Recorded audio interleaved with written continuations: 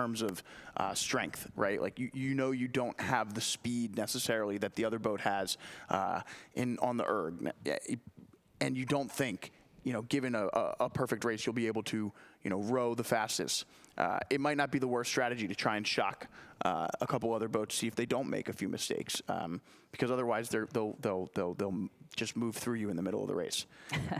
You are right about that. And as we speak, we're going to move right into the Women's Club Varsity 4 with coxswain that is now underway.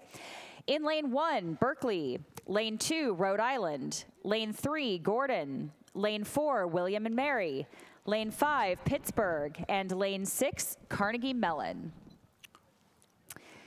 Right now, it looks like we are looking at a Gordon lead here, followed very closely by William and Mary in lane 4. And then we will jump over to lane 6. That's Carnegie Mellon. And then we have a 2-boat race shaping up here for 4th and 5th. That will be Pittsburgh and Rhode Island there. And then trailing will be Berkeley.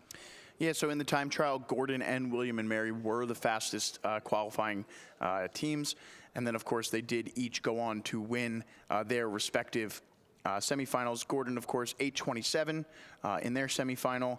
William and Mary, 8:16. So a little faster, but Gordon not really pressed in their semifinal too much. So not too much to glean from that information. And as you can see here, through 500 meters, Gordon with a solid advantage over the lane 4 William and Mary boat, who sits comfortably in 2nd place. We get a nice shot from our launch of the Carnegie Mellon boat here in lane 6. Yeah, and just a little bit, too, about our leader here, Gordon. This is actually a proven lineup. So they actually did win at the Connect Cup in this 4. They were 3rd in the New England Championships last weekend. The stern pair in this boat are freshmen. The coxswain is brand new. 3 of these women are headed off to Accra next week. And we have the bow seat from Barcelona, Spain, who is graduating during Accra. So it's actually her last race with the team. So quite a makeup in this Gordon boat, who looks to be getting back in the center of their lane now, just making a slight steering correction there. But again, a proven lineup here. So this boat actually has, it's a bit of a motley crew, isn't it? A very young crew, 1 from Spain, 3 going to Accra, a new coxswain. But they're doing such a great job here and still maintaining their lead. Yeah, and you can see that bow ball in the distance there. That's the bow ball, or rather the buoy off in the distance there. That's the buoy signifying 500 meters left to go here. Or rather 1,000 meters left to go. My apologies. And Gordon now, you can see the bow ball of the boat from William and Mary just sitting at the stern deck of this Gordon boat. So William and Mary in 2nd. You can see there the boat from Pittsburgh in 3rd. And a nice shot here, we'll call it Gordon, William and Mary, Pittsburgh, followed by Rhode Island, then Carnegie Mellon, and in lane 1, Cal, Berkeley. Yeah, that's right. The Fighting Scots maintain their lead, and it looks like they are trying to break away from Rhode Island and William and Mary. Really, William and Mary here, who is the biggest threat to the Fighting Scots at this point. So it is lane 3 and 4. Again, that is Gordon, and 4, William and Mary. And then bow to stern with William and Mary is Pittsburgh in the bright yellow boat in lane 5. And then, like you said, we will look to the outside lanes where Berkeley and Carnegie Mellon are in a battle for 4th and 5th at this time.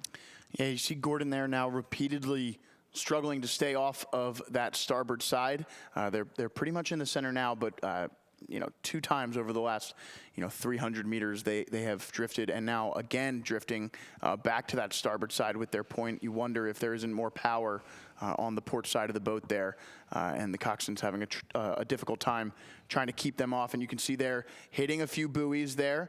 William and Mary are going to try and take advantage as they sit in the center of their lane. Yeah, they really are. And one thing to note, too, for these coxswains in a 4, that once you start making a correction like that, it's very easy to overcorrect and then try to get back in your lane where you correct again a little bit too much one direction and another. So it takes a little bit of a balancing act to work with your athletes to actually get back into the center of the lane and get straightened out again. So it's, again, very easy to try to make a sudden movement back to the center and then you oversteer just a little bit. And she is a new coxswain. So right now she's doing a great great job, again, maintaining the center point of the lane here, doing a great job. Again, just very, very small corrections. But Carnegie Mellon, or excuse me, William and Mary in lane 4 right next to them is trying to take advantage of that. We have seen that. Yeah, and again, approaching this 500-meter buoy, or rather 1,500-meter buoy, I should say. 500 meters left to go.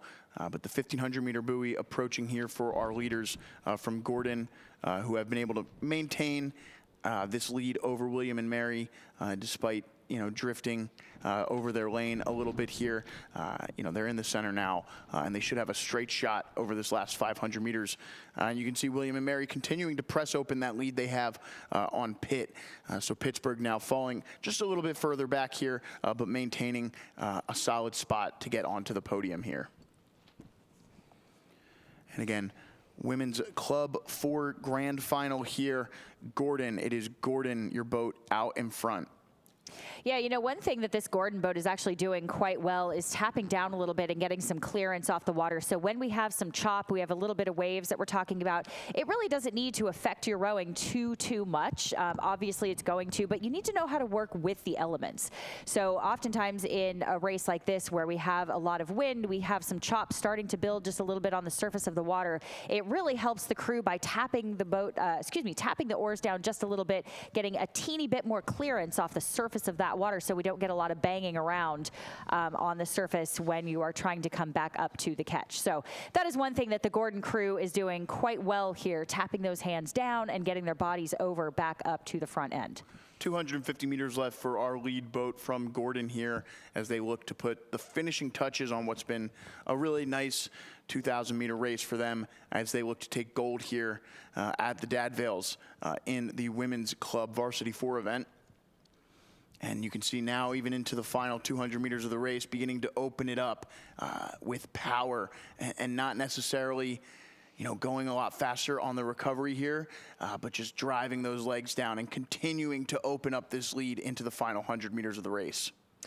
Yeah, that's right. Coach Maddie Hopkins here has done a great job with this Gordon boat. She actually has a younger sister, fun fact, on the team as well. So she is coaching her sister's team, but really doing a great job with these women. This has been a very impressive row. They've had a great weekend, had a great Connect Cup, and are doing a really great job breaking away from William and Mary in lane 4 to finish off this race in the first place position.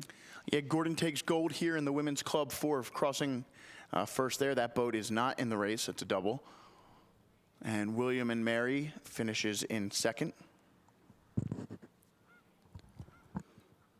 And Pittsburgh takes the bronze here. So a nice race there in the Women's Club Varsity 4. And you can see here, it does look like at our finish line is where this course is starting to get the most chop here as URI finishes in 4th. Yeah, a little bit of a swell here, a little bit of wave action going on at the finish line here. It is also the part of the course where most boats are congregated at one time, which could be adding to that a little bit as we see the boat from Carnegie Mellon finish.